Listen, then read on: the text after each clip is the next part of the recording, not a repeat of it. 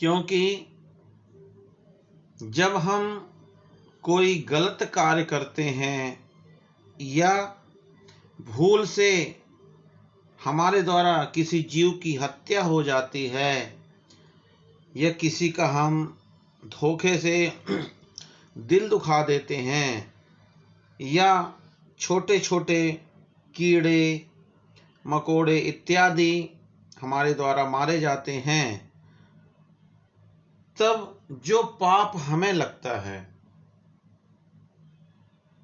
ये मैं प्रायश्चित का अर्थ बता रहा हूं, ध्यान देकर आप लोग सुनेंगे। प्रायश्चित का मतलब क्या है, प्रायश्चित क्यों किया जाता है।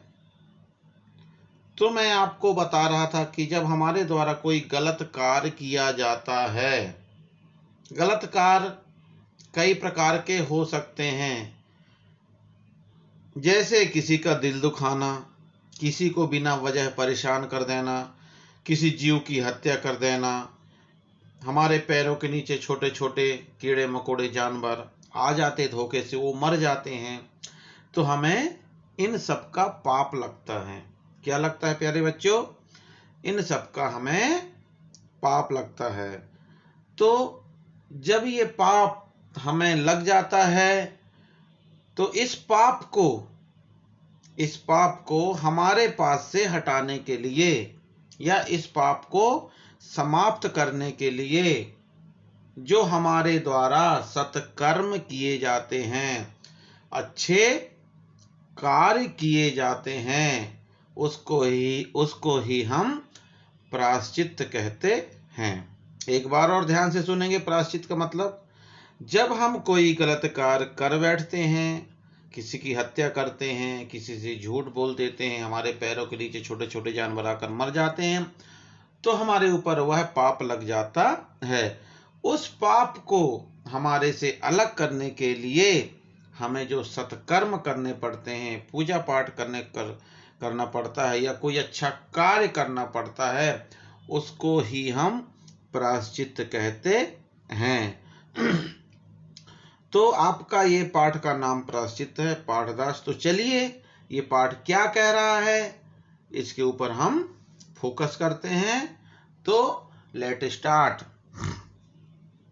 प्रस्तुत कहानी में हास्य व्यंग्य के माध्यम से समाज में फैले अंधविश्वास पर करारा प्रहार किया गया है।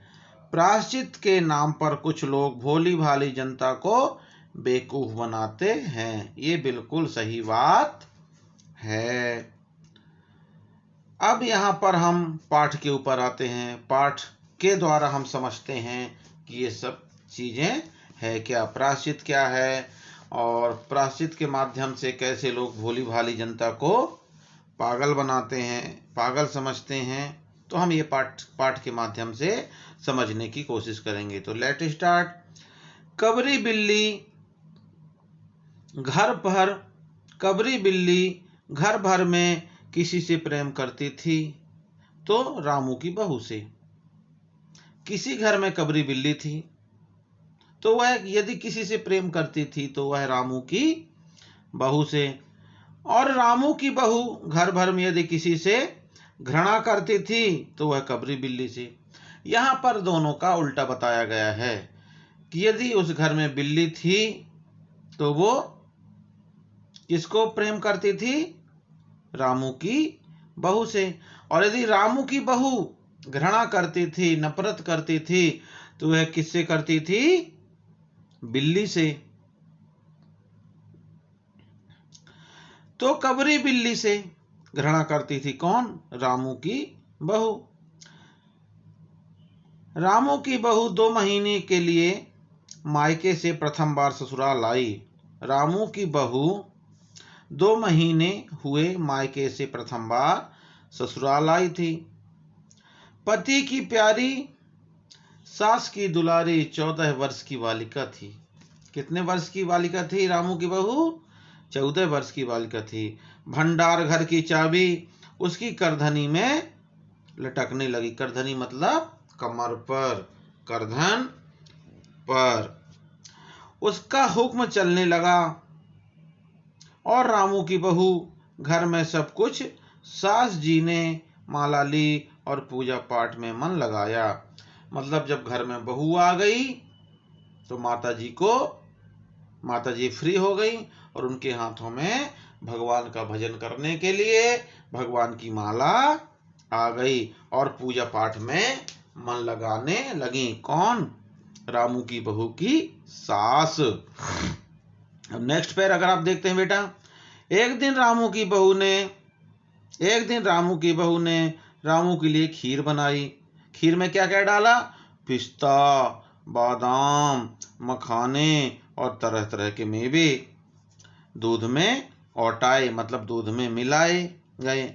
सोने का वर्क चिपकाया गया। सोने का वर्क आप समझते हैं कि जब मिठाई की दुकान पर आप लोग मिठाई लेने जाते हैं, बर्फी लेने जाते हैं, तो जो व्हाइट कलर का या सोने कलर का उसके ऊपर जो हल्का सा कागज मिठाई के ऊपर चिपका हुआ दिखता है उसको वर्क कहते हैं। सोने का वर्क चिपकाया गया और खीर से भरकर कटोरा कमरे के एक ऐसे ऊंची ताख पर रखा गया जहां बिल्ली न पहुंच सके। रामू की बहू इसके बाद पान लगाने में लग गई, क्योंकि पहले के लोग घर में ही पान बनाकर खाया करते थे।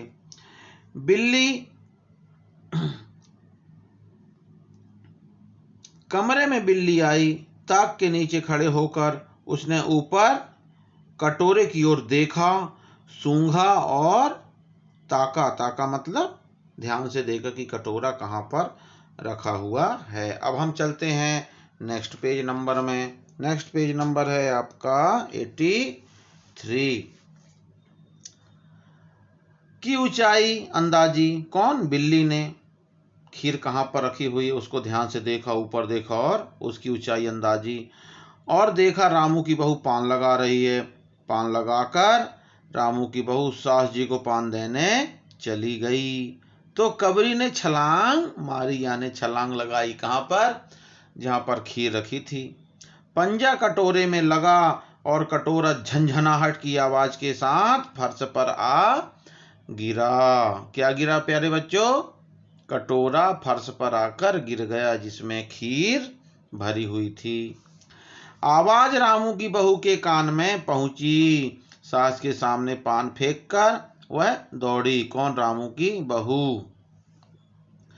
क्या देखती है कि कटोरा टुकड़े टुकड़े हो गया खीर फर्श पर और बिल्ली डटकर खीर उड़ा रही, यानी खीर खा रही है। रामू की बहू को देखते ही कबरी चंपत यानी भाग गई। रात भर उसे नींद नहीं आई। सुबह देखा कि कबरी देहरी पर बैठी बड़े प्रेम से उसे ताक रही है। किसको? रामू की बहू को ताक रही यानी देख रही है। रामू की बहू ने कुछ सोचा, इसके बाद वह मुस्कुराती हुई उठी। कबरी रामू की बहू के उठते ही खिसक गई यानी भाग गई। रामू की बहू जब हाथ में पाटा लेकर लौटी तो देखती है कि कबरी दूध पर जुटी हुई है, यानी दूध पी रही है। कौन? कबरी। बिल्ली। मौका हाथ में आ गया। सारा बल लगाकर पाटा उसने बिल्ली पर पटक दिया। जब बिल्ली दूध पी रही थी तो रामू की बहू पाटा लेकर आई और उसको मौका मिलते ही वो लकड़ी का जो पाटा था, लकड़ी का जो पट्टा था, वह कबरी बिल्ली के ऊपर जोरदार से पटक दिया। कबरी हिली न डुली, न चीखी न चिल्लाई। जब पाटा पटक दिया रामू की बहू ने तो कबरी न हिली न डुली न चीखी न चिल्लाई, बस एकदम पलट गई यानी एकदम बेहोश हो गई। आवाज जो हुई तो महरी झाड़ू छोड़कर, मिश्रानी रसोई छोड़कर। आवाज जो हुई पाटा मारने की तो महरी झाड़ू छोड़कर, मिश्रानी रसोई छोड़कर और सास पूजा छोड़कर घटना स्थल पर उपस्थित हो गईं। जब रामू की बहू ने पटा जोर से बिल्ली के ऊपर पटका तो आवाज आई, तो झाड़ू लगाने वाली जो महरी थी वो झाड़ू छोड़कर, मिश्रानी रसोई छोड़कर और रामू की सास पूजा पाठ छोड़कर घटना स्थल पर उपस्थित हो गईं। महरी बोली, अरे राम, बिल्ली तो मर गई माँ जी, बिल्ली की हत्या बहू से हो गई, यह तो बहुत ही बुरा हुआ।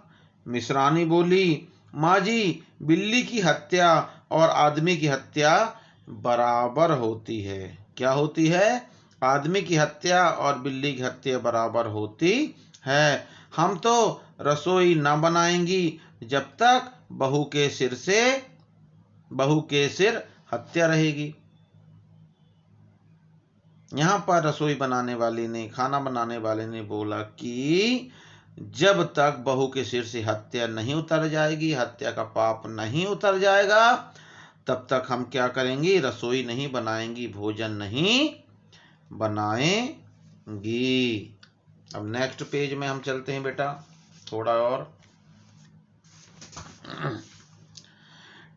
ठीक नहीं है। नेक्स्ट पेज में चलते हैं हम। अब नेक्स्ट पेज में आपको बताते हैं, थोड़ा सा यहाँ पर हमको नहीं। सास बोली, हाँ ठीक कहती हो। किसकी? रामू की सास ने। जब मिश्रानी ने कहा कि जब तक यह हत्या बहू के सिर से नहीं उतर जाएगी तब तक हम भोजन नहीं बनाएंगी, तो रामू की सास बोली, हाँ ठीक तो कहती हो, जब तक बहू के सिर हत्या न उतर जाए तब तक न कोई पानी पी सकता है, न खाना खा सकता है। बहू यह क्या कर डाला? सास जी ने कहा। महरी से कहा, जल्दी दौड़कर पंडित जी को बुला लाओ। बिल्ली की हत्या की खबर बिजली की तरह आस पड़ोस में फैल गई। पड़ोस की औरतों का रामू के घर तांता बंध गया, मतलब आना जाना भीड़ भाड़ हो गई। पंडित परम सुख को, वहां पर एक पंडित जी रहते थे, उनका नाम परम सुख था। पंडित परम सुख को जब यह खबर मिली, उस समय वो पूजा कर रहे थे। खबर मिलते ही पूजा छोड़कर उठ खड़े हुए। पंडिताइन से मुस्कुराते हुए बोले, भोजन न बनाना, लाला घासी राम की पतोहू ने बिल्ली मार डाली है, प्रायश्चित होगा, पूजा पाठ होगी, पकवानों पर हाथ लगेगा। कहा जाता है कि मथुरा में जब पंसेरी खुराक वाले पंडित जी को ढूंढा जाता था, कहा जाता है कि मथुरा में जब पंसेरी खुराक वाले पंडित जी को ढूंढा जाता था तो पंडित परम सुख जी को उस सूची में प्रथम स्थान दिया जाता था। पंडित परम सुख पहुंचे और कोरम पूरा हुआ, यानी फॉर्मेलिटी पूरी हुई। पंचायत बैठ गई 5 लोगों की। किस्नू की माँ ने कहा, पंडित जी, बिल्ली की हत्या करने से कौन सा नरक मिलता है? पंडित परम सुख ने पत्रा के पन्ने उल्टे, अक्षरों पर उंगलियां चलाई, माथे पर हाथ लगाया और कुछ सोचा। चेहरे पर धुंधलापन आया, माथे पर बल पड़े, नाक सिकुड़ गई और स्वर गंभीर हो गया। हरे कृष्णा कृष्णा कृष्णा हरे हरे, हरे राम राम राम हरे।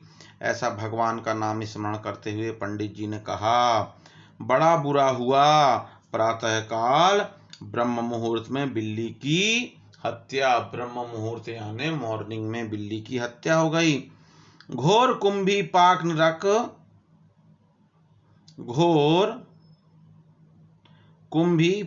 नरक का पाप है। रामू की माँ, यह तो बड़ा बुरा हुआ।